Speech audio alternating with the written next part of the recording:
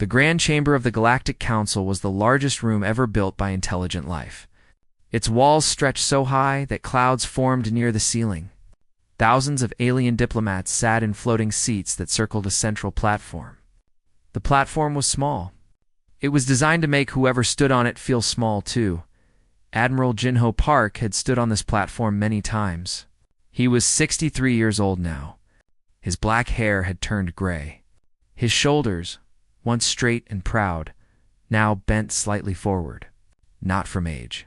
From exhaustion, beside him stood Dr. Hannah Lee.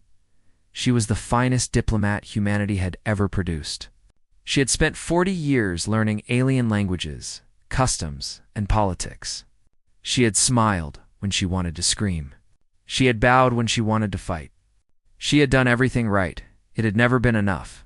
High Arbiter Velas floated above them on his golden throne. He was a tall creature with 6 arms and skin like polished silver.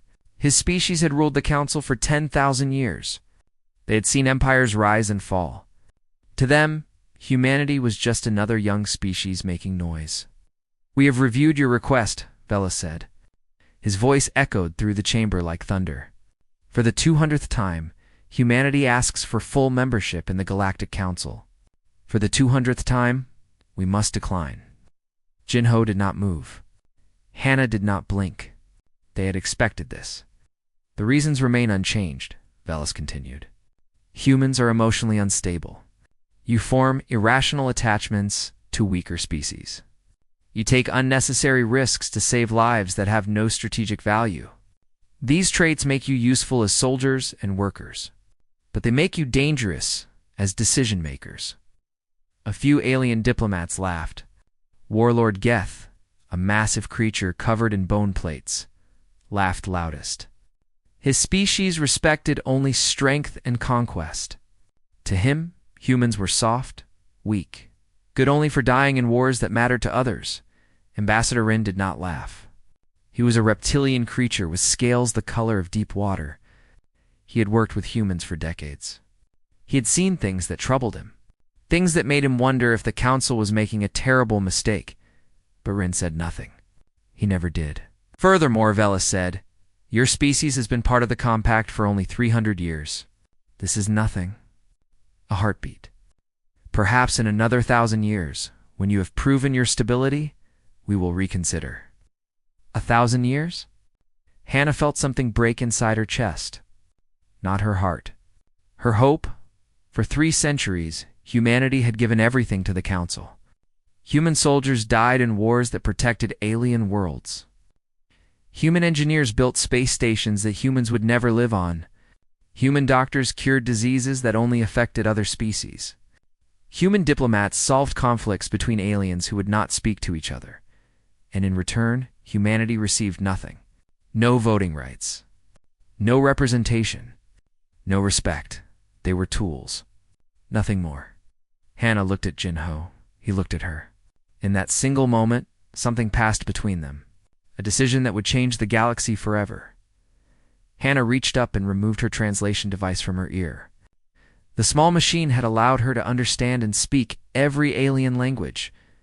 Without it, she would be silent in this chamber of 1,000 tongues. She placed it gently on the podium. Jinho understood. He reached up and removed his military insignia. The golden badge marked him as a servant of the Galactic Compact. He had worn it for 40 years. He had bled for what it represented. He set it down beside Hannah's translator. The chamber fell silent.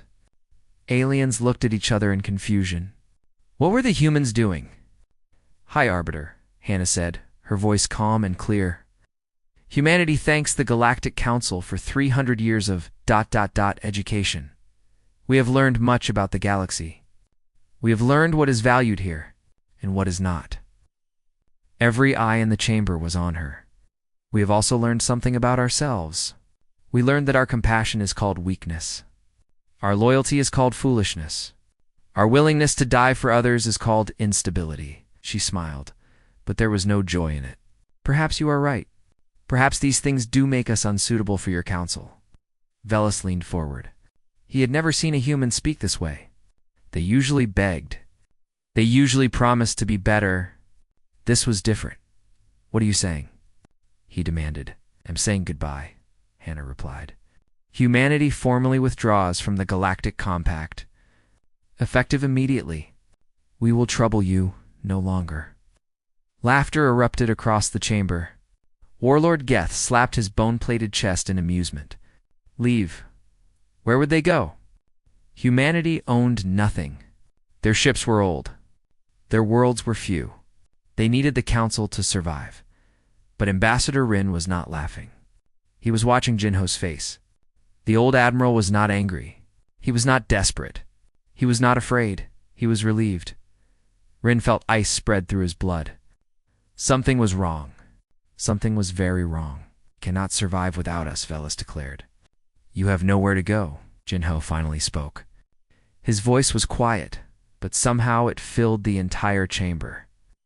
You are mistaken, High Arbiter. We have always had somewhere to go.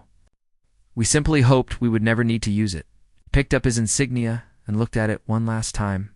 We hoped you would see us as equals. We hoped that our sacrifices would mean something. We hoped.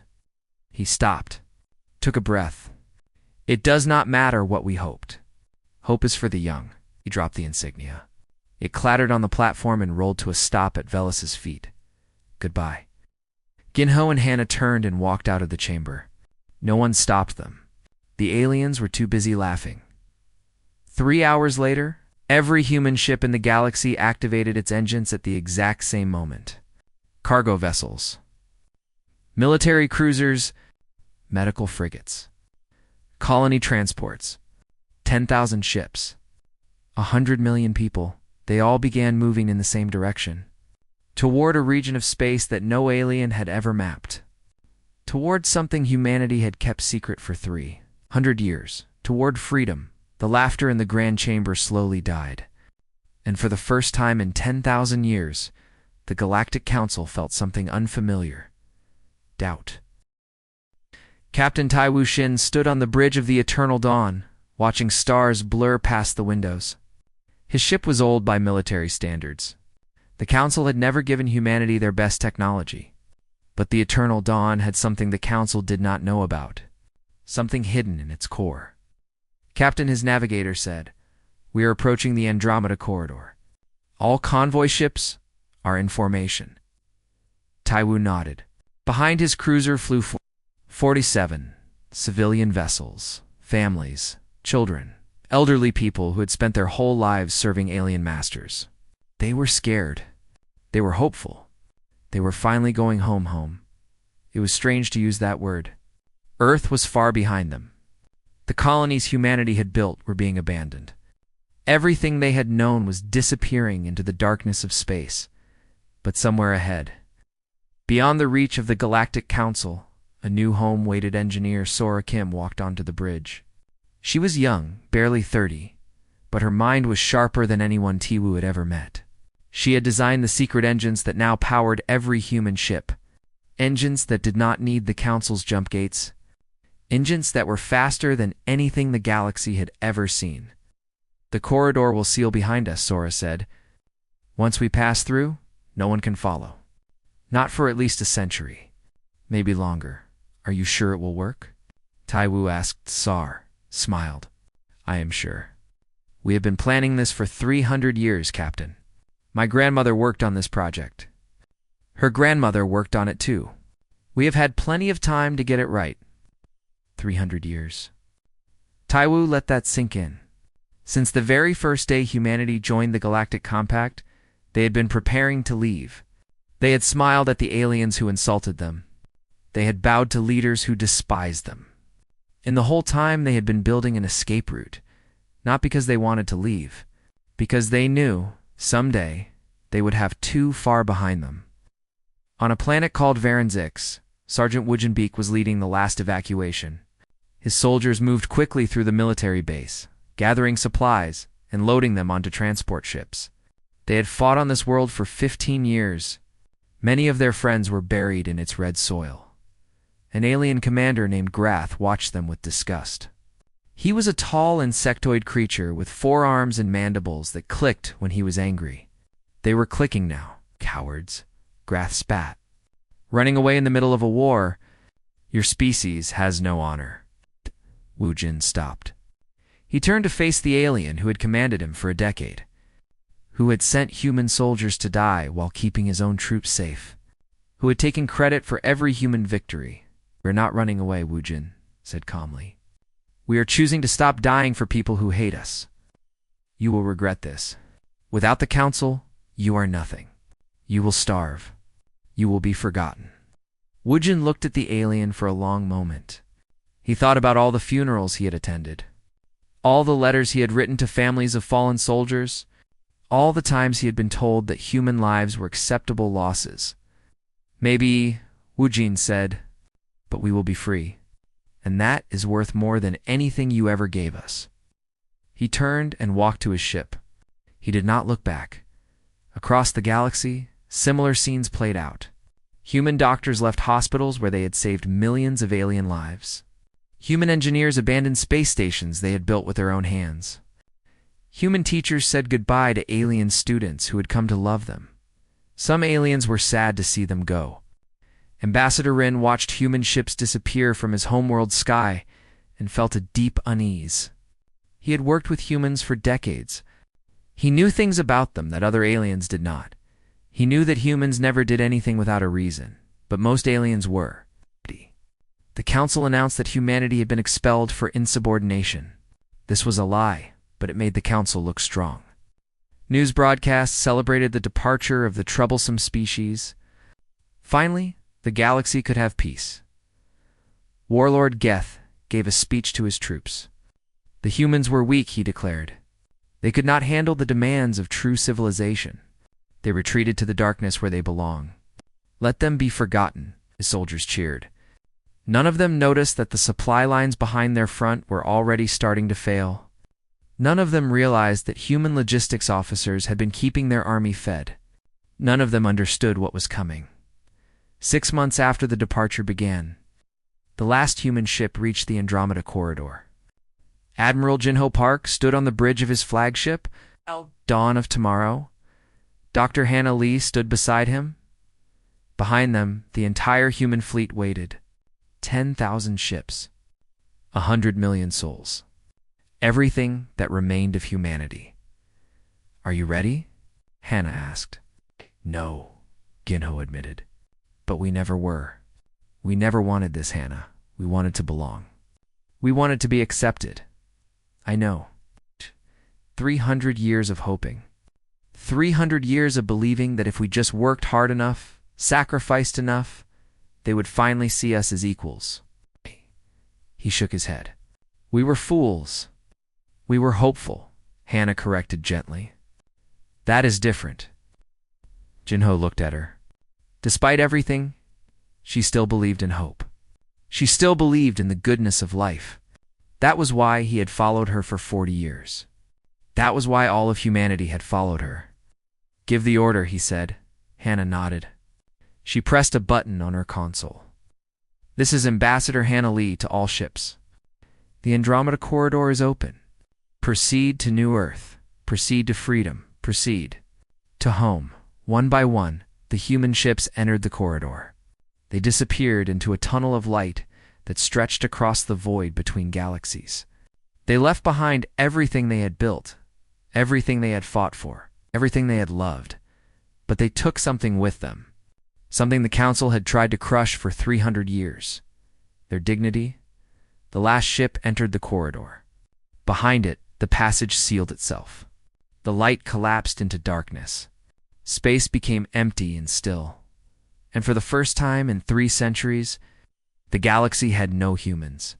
In the grand chamber of the Galactic Council, High Arbiter Velis smiled. The troublesome species was gone. Order would be restored. The universe would continue as it always had. He had no idea what was coming. The silence had begun. 1 year after humanity left, scholar Mira began to notice strange things. Mira was a historian. Her species lived for 1,000 years, and they spent most of that time studying the past. She had documented the rise and fall of 100 civilizations. She knew the patterns, she knew the signs, and she knew something was wrong. It started with small problems. A space station in the outer systems lost power. The engineers sent to fix it could not understand the design. The station had been built by humans, and humans had always maintained it. Without them, no one knew how to repair it. The station was abandoned. 3,000 aliens died. Then the medical centers began to fail. For centuries, human doctors had worked in the worst places. They treated diseases that other species found disgusting. They worked long hours for little pay. They never complained. Now they were gone. And the diseases came back.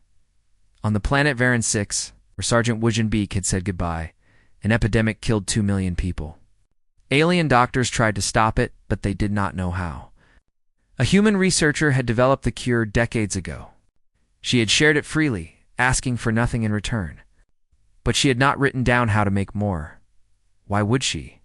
She had always been there to make it herself. Ambassador Rin spent his nights reading old records. He was looking for something. He did not know what.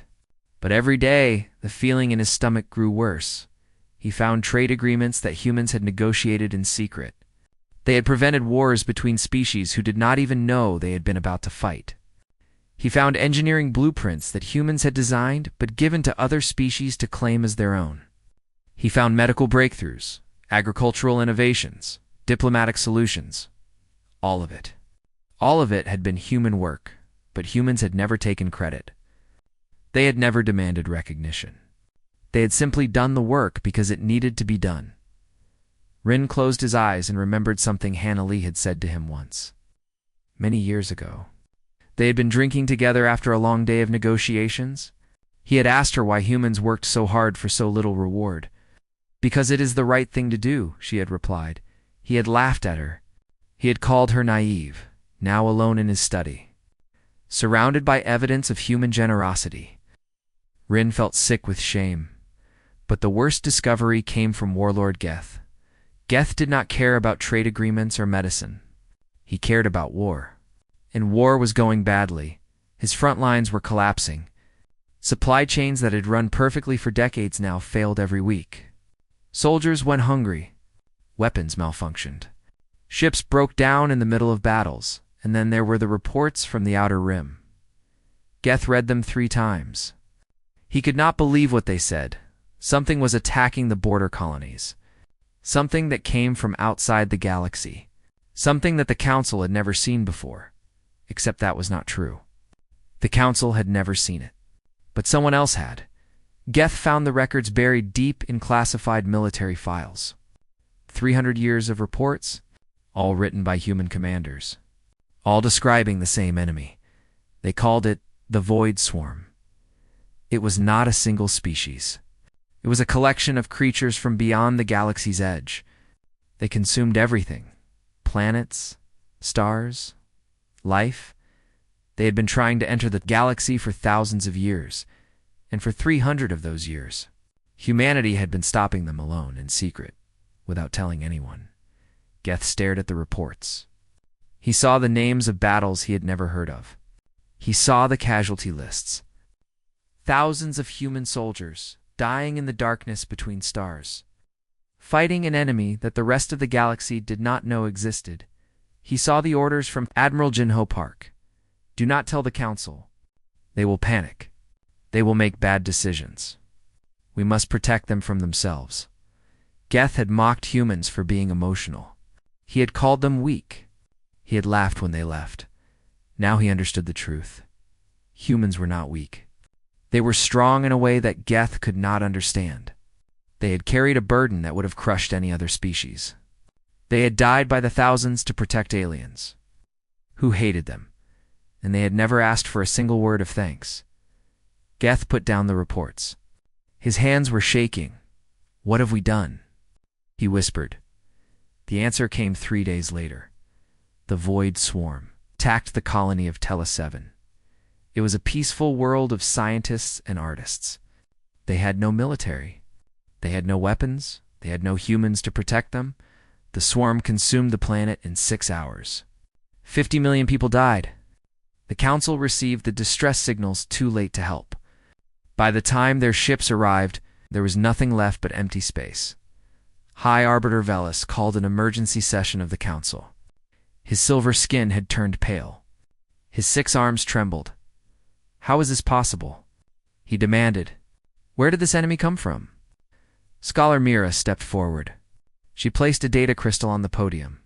It contained everything she had found. 300 years of human sacrifice. 300 years of silent protection. They came from outside our galaxy, Mira said. They have been coming for centuries.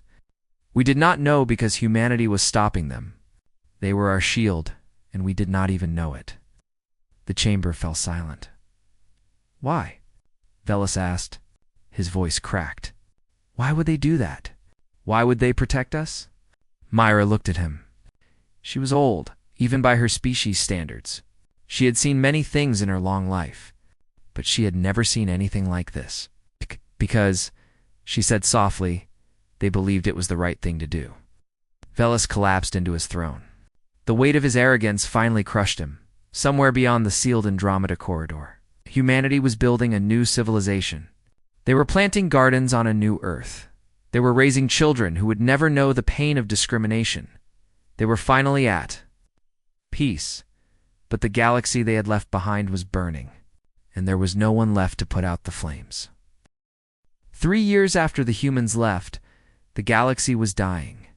The Void Swarm had consumed 37 systems. Billions of lives were gone. Entire species had been wiped from existence.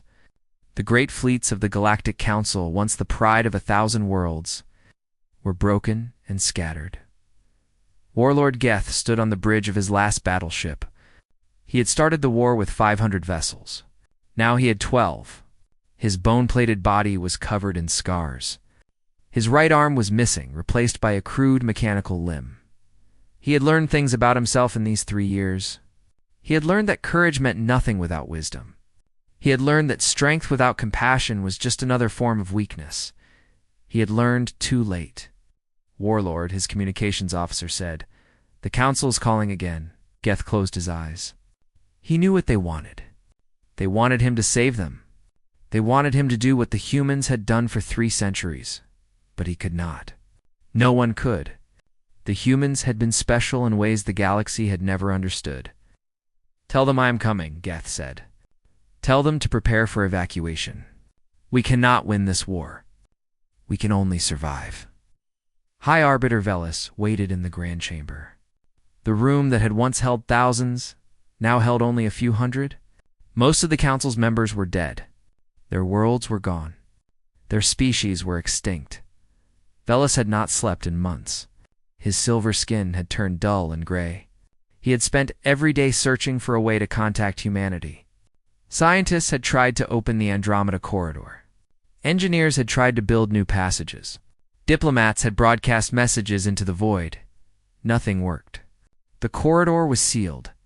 Humanity was beyond reach. Scholar Mira entered the chamber. She was carrying a small box. Her movements were slow and careful, as if the box contained something precious. "I found something," she said. Velis looked up. Hope flickered in his eyes for the first time in years. "Can it open the corridor?" "No." Mira placed the box on the podium. "But it is something you need to see." She opened the box.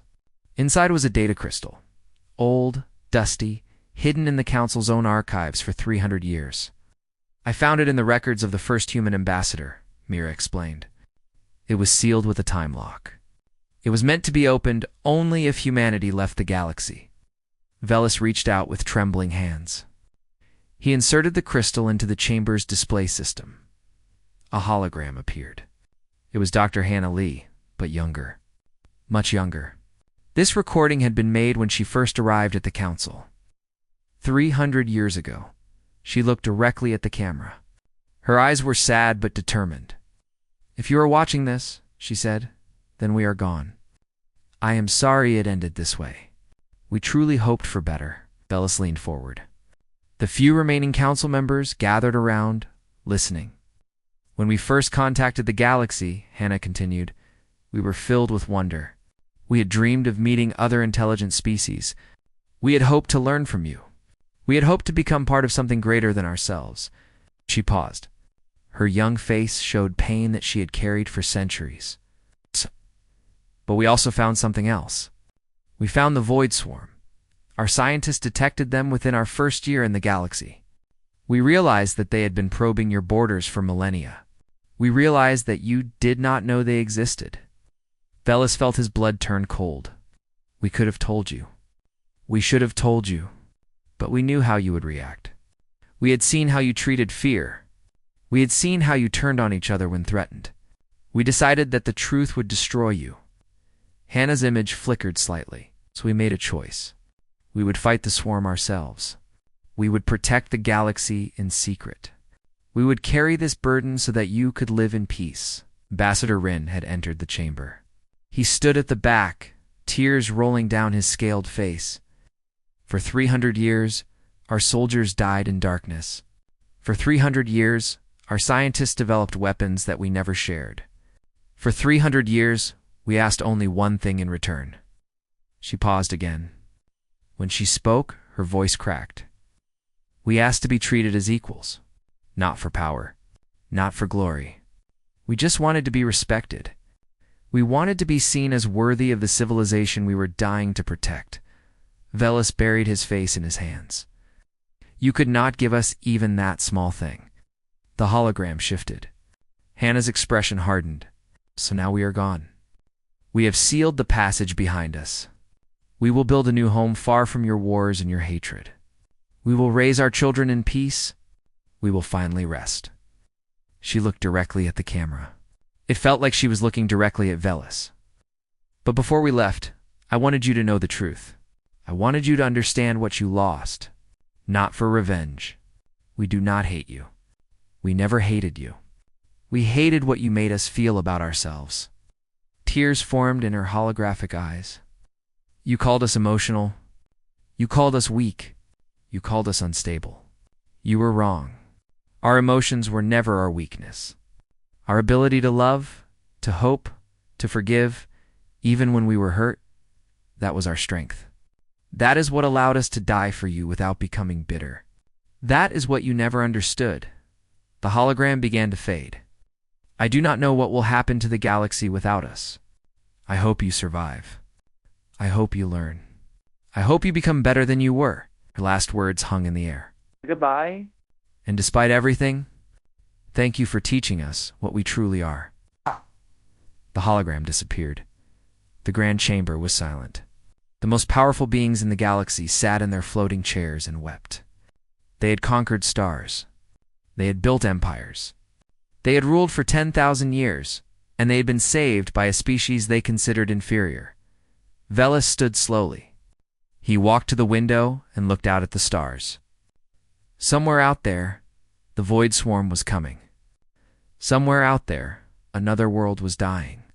Somewhere beyond the Andromeda Corridor, humanity was finally at peace. He pressed his hand against the cold glass. "Forgive us," he whispered. No one answered.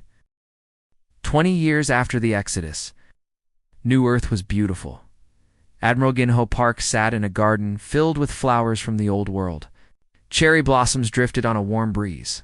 His granddaughter, a girl of 7 with bright eyes and a fearless heart, chased butterflies across the grass. She had never known hatred. She had never felt discrimination. She had never been told that her species was inferior. This was why they had left. This was what they had fought for. Jinho was old now.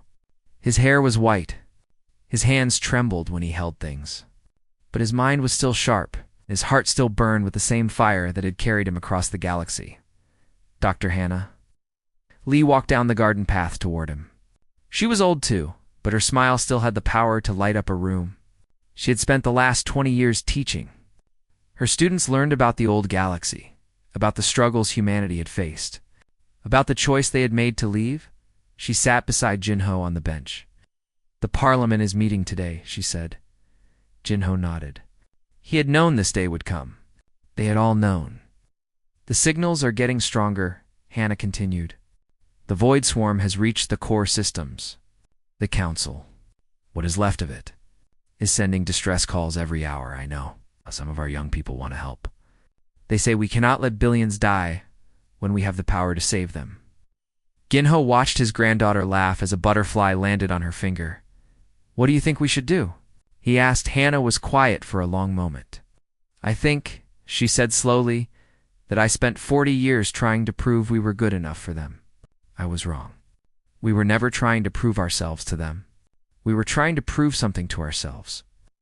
And what was that? That we are who we choose to be, not who they said we were." Ginho smiled. After all these years, she still found new ways to surprise him. "Then you think we should go back?" Hannah looked at the garden, at the children playing, at the civilization humanity had built in just 20 years. "I think we should let the people decide," she said. "I think we should tell them the truth and let them choose." That evening, the human parliament gathered. It was a simple building made of white stone and glass. There were no floating thrones here, no platforms designed to make people feel small. Every citizen had an equal voice. Captain Tai Wuxin was there. He commanded the border fleet now, watching the sealed corridor for any signs of the swarm. Engineer Sora Kim sat in the front row. She had designed wonders that the old galaxy could never imagine. Sergeant Woojenbeek stood at the back, his gray beard hiding the scars of battles long past. Admiral Ginho Park walked to the center of the room. The murmuring stopped. Everyone waited. 20 years ago, Ginho began, we left a galaxy that did not want us. We were tired of being hated for who we are. We were tired of dying for people who laughed at our pain. We made a choice to find our own path. He paused, looked around the room at the faces of his people. Now, that galaxy is dying. The enemy we fought in secret for 3 centuries is consuming everything. Billions of lives have been lost. Billions more will follow. The species who mocked us, who called us weak, who denied us dignity, they are sending distress calls into the void. They are begging for help. Silence. Heavy and complete. I am not here to tell you what to do. I am here to ask you a question. The most important question we have ever faced. Ginho's voice grew stronger. What does it mean to be human? He let the question hang in the air. They called us emotional. They were right. We feel deeply. We love fiercely. We cannot watch suffering without wanting to help. They called this weakness. Perhaps they were right about that too. Perhaps compassion is a kind of weakness. He shook his head. But I do not believe that. I believe our compassion is our greatest strength. I believe that our ability to forgive, to hope, to love even those who hurt us, that is what makes us special. That is what allowed us to survive 300 years of hatred without becoming hateful ourselves. Tai Wuxin stood up. His voice was rough with emotion. They did not deserve our help. They never appreciated anything we did for them. You are right, Ginho agreed. They do not deserve it. But that is not why we would help them. Then why? Ginho smiled. It was the same sad, wise smile that Hannah had given the council 20 years ago, because it is the right thing to do. The room erupted in debate. Voices rose and fell. Arguments were made on every side. Some called for vengeance. Some called for isolation. Some called for mercy. In the end, they voted. The result was unanimous. 3 days later, the Andromeda corridor opened. Ambassador Rin was old now. He had spent 20 years leading the survivors. His scales had faded to gray. His eyes had seen too much death. He stood on the bridge of a refugee ship, watching the last remains of his civilization flee from the swarm. There was nowhere left to go. The core systems were falling.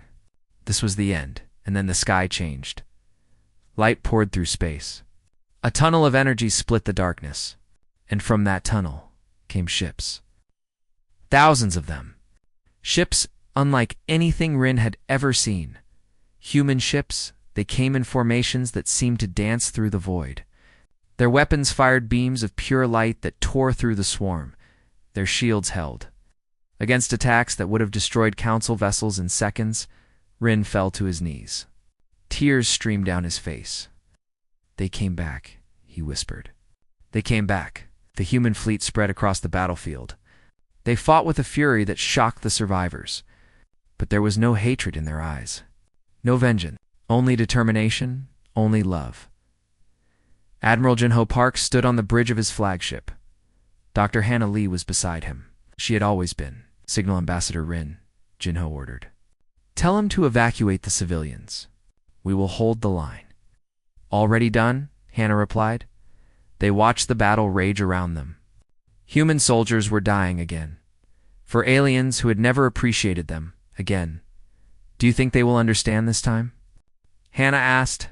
Jinho thought about his granddaughter, about the world she would inherit, about the universe they were trying to save. "It does not matter if they understand," he said. "We do not do this for them. We do this for us. We do this because of who we are. We do this because it is the right thing to do," Hannah finished. Ginho nodded.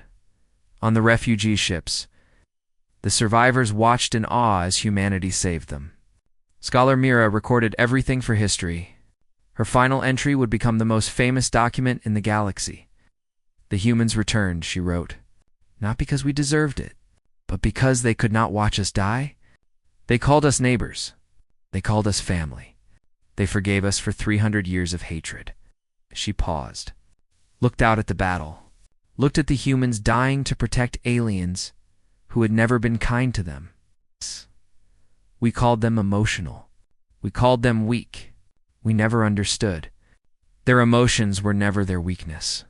Their ability to love, even when love was not returned, that was their power. That was the truth we refused to see. That is what it means to be human. The war lasted 3 more years. It was hard. Many died. But in the end, humanity and their new allies pushed the void swarm back beyond the galaxy's edge. And when it was over, something new was born. A new council. A true partnership. Built not on power, but on respect. Built not on fear, but on hope. Admiral Ginho Park died at the age of 93, surrounded by his family. His last words were simple. We did it. We stayed human. Dr. Hannah Lee lived to be 104. She spent her final years teaching children of all species about the power of compassion. And somewhere in the archives of the new civilization, a small plaque was mounted on a wall. It contained only a few words. The most important words in the galaxy could have let us die. They saved us anyway. This is what it means to be human.